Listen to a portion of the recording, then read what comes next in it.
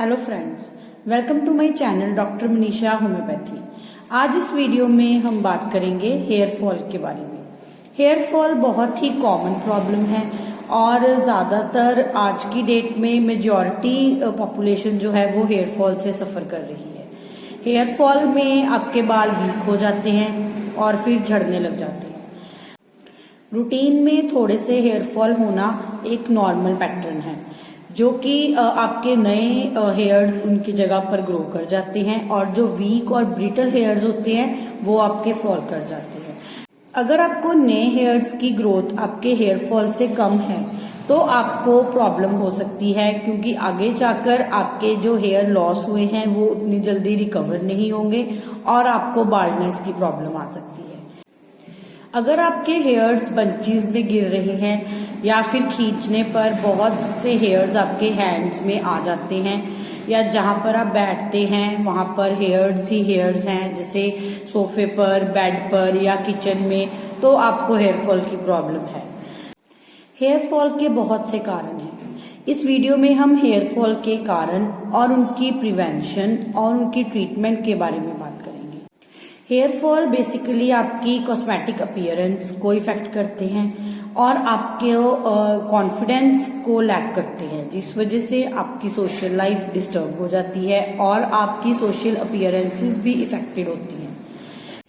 अगर आप कोई स्ट्रेस बहुत लंबे समय से ले रहे हैं तो आपके हेयर्स की ग्रोथ इफेक्ट हो जाती है और आपके हेयर्स ब्रिटल हो जाते हैं, जिससे कि वो टूट जाते हैं और आपको हेयर फॉल की प्रॉब्लम हो सकती है। नेक्स्ट कॉज है आपकी डाइटरी डेफिशिएंसी। अगर आपकी डाइट बहुत ही लंबे टाइम से बहुत वीक चल रही है या फिर आप ऐसी डाइटिंग कर रहे हैं जिसमें आपका प्रोटीन कंटेंट बिल्कुल ज़ीरो है और आपने सेल्फ डाइटिंग स्टार्ट की हुई है, तो भी आपको हेयर फॉल की प्रॉब्लम हो सकती है। इसीलिए आपको किसी अच्छे डाइटिशियन से अपने डाइट प्लान्स बनाने चाहिए। अपने आप सेल्फ डाइटिंग नहीं करनी चाहिए। अगला एक बहुत इम्पॉर्टेंट कारण हेयर फॉल का वो है जेनेटिक्स। हेयर्स मोस्टली आपकी जीन्स पर डिपेंड करते हैं। अगर आपके मदर के या फादर के हेयर्स ब्रिटल हैं, वीक हैं, तो आपके भी हेयर्स वीक होने के चांसेस हैं। तो इसीलिए आपके जीन्स आपके हेयर ग्रोथ के लिए बहुत ही इम्पॉर्टेंट है। आप होम्योपैथिक मेडिसिन से इसका ट्रीटमेंट कर सकते हैं। उसके लिए आप होम्योपैथिक मेडिसिन ले सकते हैं, जिससे कि आपकी कॉन्स्टिट्यूशनल मेडिसिन से आपके जीन्स को बेटर किया जा सकता है, जिससे कि आपकी हेयर ग्रोथ को भी प्रमोट कर सकते हैं। अगला बहुत ही इम्पॉर्टेंट कारण है ज़्यादा हीट हेयर्स के लिए भी बहुत ही हानिकारक होती है। अगर आप रेगुलर में स्ट्रेटनर्स यूज करते हैं या कर्ल्स डालते हैं हेयर्स में, तो वो भी एक हीट की वजह से ही हो पाता है, जिससे कि आपके हेयर्स वीक हो जाते हैं और वो स्ट्रेच हो जाते हैं, तो वो इजीली टूट जाते हैं और आपको हेयर फॉल हो सकता है। तो आपको रेगुलर में स्ट्रेटनर्स या फिर पार्लर्स को अवॉइड करना चाहिए। कुछ ऐसी डिजीजेस हैं जिनके पेशेंट्स को भी हेयर फॉल की प्रॉब्लम हो सकती है, जैसे कि माइग्रेन, डायबिटीज, थायराइड, या आपको अगर कभी टाइफाइड हुआ है तो उन पेशेंट्स में भी हेयर फॉल की प्रॉब्लम कॉमनली देखी जाती है। अगर आपने एलोपैथिक मेडिसिन काफी लंबे टाइम तक ली हैं, एंटीबायोटिक्स लिए हैं, वो भी आपको हेयर फॉल कॉज कर सकते हैं। अगर आप बहुत ही स्ट्रॉन्ग केमिकल शैम्पूज यूज कर रहे हैं, मेडिकेटेड ऑयल्स यूज कर रहे हैं, वो भी आपके स्काल्प के लिए डेंजरस हो सकते हैं और आपको हेयर फॉल कॉज कर सकते हैं। अगर आपको डैंड्रफ की प्रॉब्लम है तो उसकी वजह से, इरिटेशन की वजह से, इचिंग की वजह से आपके स्काल्प में प्रॉब्लम हो सकती है और आपको आगे चलकर हेयर फॉल का सामना करना पड़ सकता है। तो आपको अपने डैंड्रफ की ही प्रॉब्लम का अच्छा ट्रीटमेंट करवाना चाहिए। फीमेल्स में प्रेगनेंसी के या फिर लैक्टेशन के टाइम पर भी हेयर फॉल हो सकता है, लेकिन ये मोस्टली टेम्पररी फेज होता है। अगर आप अपनी डाइट आफ्टर प्रेगनेंसी और लैक्टेशन अपनी अच्छी डाइट ले रहे हैं तो आपको इसकी प्रॉब्लम इतनी नहीं होगी और बाद में ये खुद ही रिकवर हो जाता है। फंगल इन्फेक्शंस एक बहुत ही इम्पॉर्टेंट कारण है हेयर फॉल का। अगर आपकी बॉडी में कहीं भी फंगल इन्फेक्शन है तो वो आपके हेयर्स को भी इफेक्ट कर सकती है। और फंगल इन्फेक्शन का ट्रीटमेंट आपको एक लंबे टाइम तक करवाना चाहिए। अगर आपको थोड़ी सी इम्प्रूवमेंट है और आप ट्रीटमेंट छोड़ देते हैं तो अगर फंगस का 1 या 2 स्पोर्स भी रह गए हैं तो वो फिर से डेवलप हो जाएगी और आपको इन्फेक्शन कॉज कर सकती है। इसीलिए आपको अच्छी तरह से फंगल इन्फेक्शन का ट्रीटमेंट करवाना चाहिए। ये थे कुछ बहुत इंपॉर्टेंट कॉजेज हेयर फॉल के। अब हम बात करेंगे हेयर फॉल की ट्रीटमेंट की। हेयर फॉल की ट्रीटमेंट से बेटर है कि आप हेयर फॉल को प्रिवेंट करें।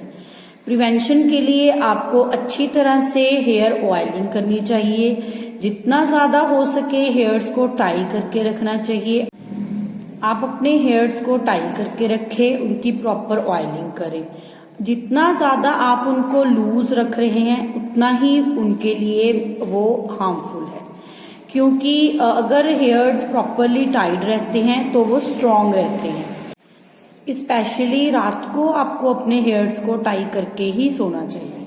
अगर आप रात को अपने हेयर्स को लूज रखते हैं तो वो बहुत ज्यादा ब्रेकेज होती है उनकी और वो ब्रिटल हो जाती है। ऑयलिंग के साथ साथ आपको स्काल्प मसाज भी करनी चाहिए फॉर 15 to 20 मिनट्स, जिससे कि आपकी ब्लड सर्कुलेशन इंक्रीज होती है और आपके नए हेयर फॉलिकल्स की ग्रोथ होती है। आपको एक बैलेंस डाइट लेनी चाहिए जिसमें कि आपको अच्छी क्वांटिटी में प्रोटीन्स लेने चाहिए और अच्छी स्लीप भी बहुत जरूरी है अच्छे हेयर्स के लिए। अगर आपकी स्लीप साउंड है और हेल्दी है तो आपकी स्काल्प भी हेल्दी होती है, जिससे कि आपके हेयर्स की ग्रोथ को प्रमोट करती है। अगर आप कोई मेडिसिन ले रहे हैं तो आपको वो भी अवॉइड करनी चाहिए या फिर अपने डॉक्टर से पूछकर उनकी क्वांटिटी को कम करना चाहिए। आपको बहुत ज्यादा मेडिकेटेड ऑयल्स या शैम्पूज यूज नहीं करने चाहिए। जो आपके रेगुलर में आप कोकोनट ऑयल यूज कर सकते हैं या फिर होम्योपैथिक ऑयल्स बहुत ही अच्छे और बहुत सेफ होते हैं आपके स्काल्प के लिए और आपकी हेयर ग्रोथ को प्रमोट करते हैं। ये थे कुछ कॉजेज और प्रिवेंशन टिप्स आपके हेयर फॉल के लिए। अब हम बात करते हैं होम्योपैथिक मेडिसिन की, जो आपको हेयर फॉल के लिए बहुत ही अच्छी साबित हो सकती है। लेकिन इनकी डोज और इनकी प्रिस्क्रिप्शन के लिए आपको एक अच्छे होम्योपैथिक डॉक्टर से जरूर एडवाइस लेनी चाहिए। एक अच्छा होम्योपैथिक प्रैक्टिशनर आपकी केस टेकिंग लेकर आपके कॉजेज फाइंड करके और आपके सिम्टम्स के अकॉर्डिंग आपको मेडिसिन प्रिस्क्राइब करेंगे, जिससे कि आपको उससे बेनिफिट हो सकता है। जो बेसिक मेडिसिन हम होम्योपैथी में यूज करते हैं फॉर हेयर फॉल वो है, सबसे पहली मेडिसिन है लाइकोपोडियम। लाइकोपोडियम है, अगर आपके पैचेस में हेयर फॉल हो रहे हैं तो आप लाइकोपोडियम ले सकते हैं। एक बहुत ही अच्छी मेडिसिन है जिससे कि आप अपने हेयर फॉलिकल्स की रीग्रोथ कर सकते हैं, वो है वेस्वेडन। लेकिन इनकी पोटेंसी आपकी कंडीशन पर डिपेंड करती है कि 30 पोटेंसी है या 200 है, तो इसके लिए आपको अच्छे होम्योपैथिक प्रैक्टिशनर से एडवाइस लेनी बहुत जरूरी है। एक अच्छी मेडिसिन है fluoric acid. Fluoric acid medicine हम तब यूज करते हैं अगर आपके रूट फॉलिकल्स डैमेज है या फिर आपने एलोपैथिक मेडिसिन बहुत लंबे टाइम से खाई है। इस मेडिसिन है सीपिया। सीपिया एक बहुत ही अच्छी फीमेल रेमेडी है और जिन फीमेल्स को प्रेगनेंसी के टाइम पर या लैक्टेशन के टाइम पर हेयर फॉल की प्रॉब्लम है उसके लिए हम सीपिया रेकमेंड कर सकते हैं। एक बहुत अच्छी मेडिसिन है नेट्रम्योर। नेट्रम्योर मोस्टली अनीमिक पेशेंट्स के लिए या फिर स्ट्रेसफुल कंडीशंस में हेयर फॉल की वजह से आप यूज कर सकते हैं। तो ये है कुछ मेडिसिन, लेकिन आपको एक अच्छे होम्योपैथिक प्रैक्टिशनर से ही सलाह लेकर मेडिसिन लेनी चाहिए, जो आपको इसकी डोज और इसकी रिपीटिशन अच्छी से बता सकते हैं ताकि आप इसका बेनिफिट ले सकें। मेडिसिन के साथ साथ होम्योपैथिक ऑयल्स, आर्निका, जेबोरंडी और होम्योपैथिक शैम्पूज आप अकॉर्डिंग टू कंडीशंस, आपकी स्काल्प ड्राई है या मॉइस्ट है, यूज कर सकते हैं। उसके लिए भी आप एक अच्छे होम्योपैथिक प्रैक्टिशनर की सलाह ले सकते हैं। आशा करती हूँ कि आपको मेरी वीडियो अच्छी लगी होगी। Please like and subscribe my channel. Thank you so much.